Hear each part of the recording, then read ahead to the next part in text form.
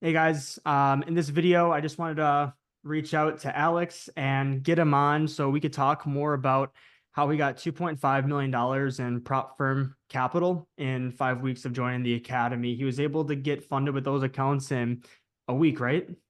Yeah, about a week. Yep. About a week. So he did the evaluations pretty quickly and was able to secure seven figures in funding in a record time. So we want to do this quick interview and just talk about his experience and if he has any tips for anyone else watching this video. So first of all, man, I just want to ask you, like, before joining the academy, do you have any other previous experience in trading, and how was that? Like, how long were you trading for? Where were you at? For sure. So yeah, zero experience, just to kind of start off that question. I was in insurance for about a year, 2 years. So the most I knew about trading, you would say, I guess I knew what the Dow Jones was, and that's about it. Okay. So yeah, it was super fresh starting. Well, sweet. Then I think, I mean, so okay, so you're pretty fresh. So you Yeah. obviously needed to like learn the skill sets, go through the Mhm. program, learn everything. And you did that for I think like 4 weeks. You went through the Uh, training and then yep. you also were practicing for like 4 weeks, right? Of like total practice time, Exactly. studying time. Yeah, exactly. I went through the course in a few weeks. Then from there, opened that demo account, started practicing. And after about 4 weeks, I felt like it was just time to see how I could do with the challenge. To go for it. Yeah. Yeah, for sure. Yeah. I'm always curious, how many years do you think that shaves off like your trading, like learning? If you had to like go through videos and try to find all the information yourself, like how Um, many years do you think that shaves off just going I through the think training? honestly, that's the difference of like people thinking they could trade, starting it, and then just giving up and never trading again, and actually trading and going, through with something and getting funded and seeing where it could Mhm. it could lead to. Because there's a lot of things you could do like drop shipping, Amazon FBA, and I feel like a lot of people leave those just as thoughts. Mhm. But when you actually invest into it, get some mentorship, get some training, it's the difference maker of pursuing it as potential side income or a full-time income and Yeah, just it being a thought of you wanting to do it. for sure. Mhm. And I was going to ask you too, like what were the main strategies that you used during your evaluation? And Yeah. then also, like, was there any key skill sets that you thought were super important with your trading, or like any other, maybe it could be an indicator or like a trade management strategies or anything else that you kind of added in there that really helped out? Yeah, so I would say because I'm just so new, I Mhm. lack just the other experience and other knowledge. Maybe there's another indicator I would like and would help me, but Mhm. what I did and what gave me the success so far was just following the strategies you have in the program, Okay. using the same indicators you used, just two indicators really. Um, and yeah, just following this the risk management. I did change a little bit, which we could talk about, but I followed Okay. the same thing you were doing every day. Yeah. And what was your risk management like? Like, what was different about it from per se, like what, we'd typically do? What did For you tweak sure. about it? Yeah, so I remember when I was in my demo account, you were saying, risk about 1%. Hmm. So I was doing that in the demo, everything went well, but then I realized that the name of the game is just get funded. You'd hate to be stuck in a challenge for 3, 4 months. So I just doubled that risk. So I was around 2% per trade. Um, and yeah, so it just took me 2, 3 trades pretty much to get those accounts funded. Um, and yeah, Sweet. just upped And it. then now that you're funded, are you going to be lowering that risk down as you trade on those? 100%. Yeah, I'm like gonna cut it way like not even 1%. I'm probably gonna be a little lower than that. Okay. Just because the challenge then is then keeping the account, right? We're Yeah. not the challenge. Well, that's the goal. You want to Yeah. keep those accounts, keep them funded, and keep them going. Yeah. We talked about that. Like, you can have a higher risk tolerance on the evaluations just to get Exactly. funded faster. If you can afford to, worst case scenario, blow a challenge, even though you didn't blow any challenges, did you? I think you passed every one Exactly. of them, right? Yep. So, Exactly. but we talked about it and we're like, if you have, you're like, I have the risk tolerance. If I burn a challenge, it doesn't really matter to me. So, you can Exactly. bump up that risk a little bit just to get funded faster. But yeah, it's always good to maintain like 1% or less risk per trade Yep. once you're funded. Just 100%. to like, I mean, it's more about not only about making money, but preserving capital, being in Of the course. trades for the long term, not getting burned out after a month, being able to stay in there for the long run. So, Of course. beat man. Was there any during your evaluation, it sounds like it was pretty smooth sailing. But Yeah. did you have any like specific challenges or obstacles that you encountered during the process? I would say I didn't win every trade, obviously. So Hmm. there were times that, if I'm risking 2%, I would lose almost that 2%. Yeah. Because it would hit my stop loss and I would, all the progress I made in 2 days, I would lose. So the main challenge was just the emotional side of things, being able to understand that if I just keep doing the same things I'm doing, follow the same strategy, eventually they're back tested long enough, so they're gonna be winners. You Yeah. just can't revenge trade. I can't just double to 4% to try to win that next one back. So I think it's just staying very militant, very, very composed. Don't get me wrong, I was like super nervous, even though it was just a challenge, but um, yeah, I think that's what really helped me pass, just to really stay focused on the strategy. Yeah. You have to be disciplined, and that's the biggest game changer because I see a Yeah. lot of people that, would fail evaluation. A lot of times it's just like impulsive behavior and revenge, a lot of psychological errors that are totally avoidable. It is harder though. Like you have to have Yeah. the discipline, you have to be that person to be able to do it. But I mean, if you can stick to the plan, you can do it. Yeah, for So sure. it was there any like specific, I mean, it sounds like you got a couple lessons out of it. Because I would say Yeah. like everyone that does an evaluation, you're gonna learn something about your trading. Hmm. So what lessons did you learn, and what are you gonna be kind of bringing over into your Yeah. funded accounts? Yeah, so I would say the main lessons were, so I would pull out of trades a little too early before we even hit TP1. I Hmm. would, take half of a TP just because my lot size or my risk was so high. Hmm. I didn't want to risk losing that, but I realized if I just stuck that trade out, I would have, crushed my challenge plus more. So then that made me had to, enter two or three more trades just to even get back what I was going to win out of that. So I would say that's a big, again, it's just emotional, psychological that you have to just stick to it and really just trade emotionless. Don't trade with your heart really. Just trade Yeah. with the data, the strategies you have. And also I was getting too eager with my entries. So I would Mhm. see, just a little bit of confirmation when typically if it was, before my challenge, I would wait for more and more confirmation to where it was reasonable enough to enter. I Yeah. felt myself just a little too excited. So now I know with my funded accounts, just be just super focused on that and not make that mistake again. Yeah, for sure. And did you have any like tips on maintaining the discipline and emotional control during your Yeah, I would say evaluation? Is that. there anything that you like put into your trading plan or like into your daily routine or habits that helped? Yeah. So the main thing what I would do is I typically have the P&L popped up on the Yeah. right. So what I did instead was just kind of hide that screen, because I knew what I was going to lose if I hit my stop loss, and I knew what I was going to make if I hit my TP1 too. So I think it's good for your mind if you don't just stare at your P&L, see it go up and down consistently, Yeah. especially on the 1 minute time frame. So Mhm. hiding that P&L was Yeah. huge, and then also just understanding that hey, this is a challenge. Let's just say you're a few $100s within the challenge. It's not like you're losing $200,000 of the prop firm. So that's the beautiful thing of using these accounts. Just Yep. kind of bring yourself back down and realizing when you see minus 3K, just think of it like you're down $30 worst case or something.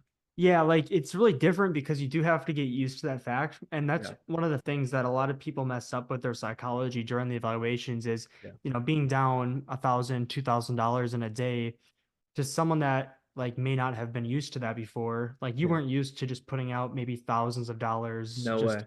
and risk Yeah. every single trade. Yep. And with $2.5 million of funding, you're probably putting out tens of thousands of dollars. Yeah. Yeah, you are putting out tens of thousands of dollars per trade. So For a lot sure. of people aren't comfortable with that, and it's Hmm. just weird seeing it on the charts. It's going to bring up some emotions Yeah.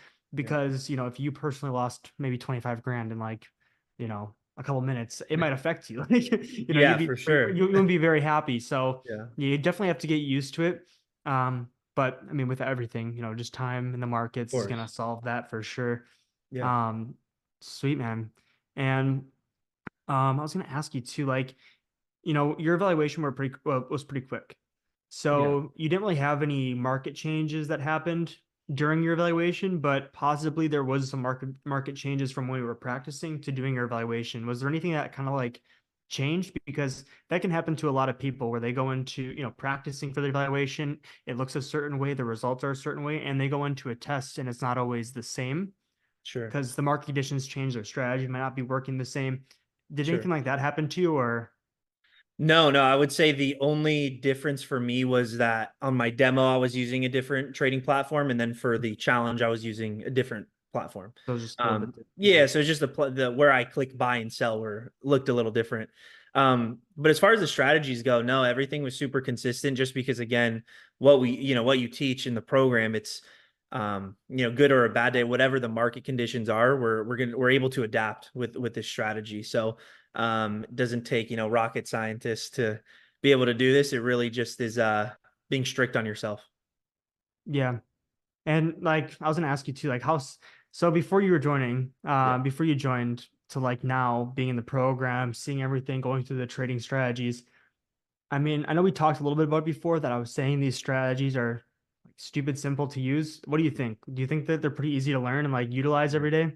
Oh, for sure. Like before getting into trading, I still took the leap thinking that it was going to be very difficult.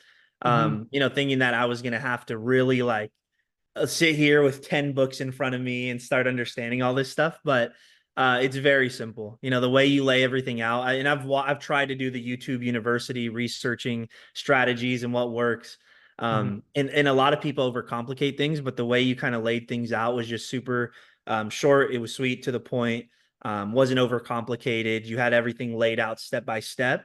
Hmm. And there's certain, times we do enter a trade and there's reasons that we don't, and Yeah. it's very black and white. So, Sweet, man.